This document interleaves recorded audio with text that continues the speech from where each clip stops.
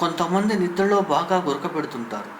దీనివల్ల మాటిమాటికి నిద్రలో మెలకువ వచ్చేయడంతో నిద్రలేమికి గురవుతుంటారు. తద్వారా తలనొప్పి, మత్తుగా ఉండటం, ఏకాగ్రత లోపించడంతో పాటు బీపీ కూడా పెరిగితే వెంటనే జాగ్రత్త పడాలని, లేదంటే వాళ్ళలో హృద్రోగాలు వచ్చే అవకాశం ఎక్కువని అమెరికన్ థొరాసిక్ సొసైటీకి చెందిన పరిశోధక బృందం పేర్కొంటోంది.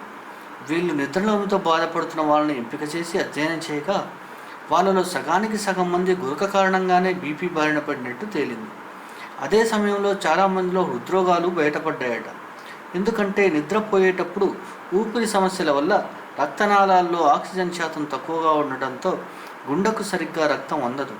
అంతేకాదు, గాలి సరిగ్గా అందకపోవడం వల్ల గురక వచ్చి మాటిమాటికి నిద్రలో మెలకువ వచ్చేస్తుంది. ఫలితం బీపీ పెరిగి హృద్రోగానికి దారితీస్తుందని హెచ్చరిస్తున్నారు. అందువల్ల ముందుగానే సమస్యను గుర్తించి హాయిగా నిద్రపోయేలా చూసుకుంటే అన్ని విధాలుగా మేలు అంటున్నారు.